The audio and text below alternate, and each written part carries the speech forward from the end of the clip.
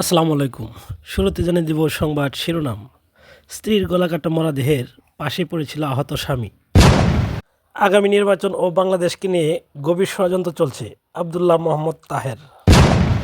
হানি টেপে ফেলে আশরাফুলকে ২৬ টুকরা করে বন্ধু জরেজ। গত তিনবারের মতো নির্বাচন হলে জাতির ভাগ্যে নামবে চরম দুর্ভোগ। এবার বিস্তারিত। গাজীপুর মহানগরীয় কোনাবাড়ী এলাকায় একটি বাসা থেকে রহিমা খাতুন নামে এক নারীর গলাকাটা মরদেহ উদ্ধার করেছে পুলিশ। এ সময় মরদেহের পাশ থেকে ওই নারীর স্বামীকেও গলাকাটা অবস্থায় উদ্ধার করে হাসপাতালে পাঠানো হয়েছে। শনিবার সকালে কোনাবাড়ী নওয়াব আলী মার্কেট এলাকায় একটি ভাড়া বাসায় এ ঘটনা ঘটে। আহত ইমরান হোসেন ময়মনসিংহের হালুয়াঘাট থানার আমতলা গ্রামের সুরজ আলীর ছেলে। আসন্ন ত্রয়োদশ জাতীয় সংসদ নির্বাচন ও বাংলাদেশকে নিয়ে গভীর ষড়যন্ত্র চলছে বলে মন্তব্য করেছেন জামায়াতে ইসলামের নায়েবে আমির সৈয়দ আবদুল্লাহ মোহাম্মদ তাহের। আজ শুক্রবার সন্ধ্যায় কুমিল্লায় চৌদ্দগ্রাম উপজেলার শ্রীপুর ইউনিয়ন জামাতের আয়োজনে চৌমোহনী বাজার মুজিবুল হক উচ্চ বিদ্যালয় মাঠটি নির্বাচনী জনসভায় প্রধান অতিথির বক্তব্যে আবদুল্লাহ মোহাম্মদ তাহের কথা বলেন। আবদুল্লাহ মোহাম্মদ তাহের কুমিল্লা ১১-১৪ আসনের সাবেক সংসদ সদস্য। আবদুল্লাহ মোহাম্মদ তাহের বলেন, পত্রিকায় দেখলাম নিরাপত্তা উপদেষ্টা ভারতে গিয়েছেন, সেখানে কি আলোচনা হয়েছে? সংবাদ সম্মেলন করে সরকারকে তা জাতির কাছে পরিষ্কার করতে হবে। জীবন দিয়ে রক্ত দিয়ে ভারতের আধিপত্যবাদকে বাংলার মানুষ এই দেশ থেকে তাড়িয়েছে। ভারতের আধিপত্যবাদ ও বর্ষত্ব বাংলার মানুষ আর কখনোই গ্রহণ করবে না।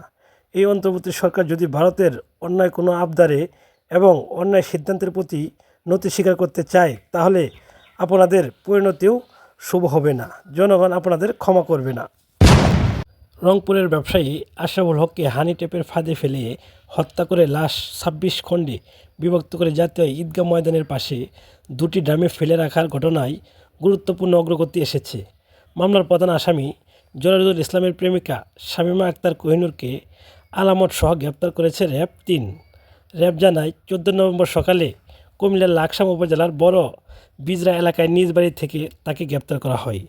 তিনি এই হত্যাকাণ্ডের পরিকল্পনা, ব্ল্যাকমেইলিং এবং লাশ গুমের পুরো সহযোগিতায় জড়িত ছিলেন। শনিবার সকালে কারণ বাজার র্যাব মিডিয়া সেন্টারে আয়োজিত সংবাদ সম্মেলনে এসব তথ্য জানায় র্যাব-৩ এর অধিনায়ক লেফটেন্যান্ট কর্নেল ফায়েজুল আরেফিন। তিনি বলেন, গত ১১ নভেম্বর রাতে রংপুর থেকে ঢাকার উদ্দেশ্যে রওনা হন ব্যবসায়ী আশরাফুল হক। তিনি একই এলাকার বন্ধু জরারুল ইসলামের সঙ্গে ব্যবসায়িক পাওনা আদায়ের জন্য ঢাকায় আসেন।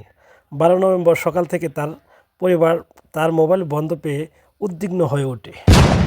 জামাতে ইসলামীর সেক্রেটারি জেনারেল মিয়া গুলাম পরোয়ার বলেছেন, এবার নির্বাচন যদি ১৪, ১৮ ও ২৪-এর মতো হয়, তবে জাতির ভাগ্যে চরম দুর্ভাগ্য নেমে আসবে। শনিবার ১৫ নভেম্বর সকাল ৯:১৫টায় মোটরসাইকেল শোভাযাত্রার উদ্বোধনকালে খুলনার ০ পয়েন্টের পথ জনসভায় তিনি একথা বলেন। প্রশাসনের কাছে আহ্বান জানিয়ে গুলাম পরোয়ার বলেন, আপনারা নিরপেক্ষ থাকুন, আগামী নির্বাচন স্বচ্ছ করুন, প্রত্যেক প্রার্থী যেন সমান সুযোগ পেয়ে নির্বাচনে কাজ করতে পারে। অতীতে যারা কোনো বিশেষ দলের পক্ষ কাজ করেছে, সেই ওসিও এসপিও সব পালিয়ে গেছে, তারা এখন ট্রাইব্যুনালে হাজির। প্রিয় দর্শক, নিয়মিত খবর পেতে চ্যানেলটি সাবস্ক্রাইব করে রাখবেন। আসসালামু আলাইকুম।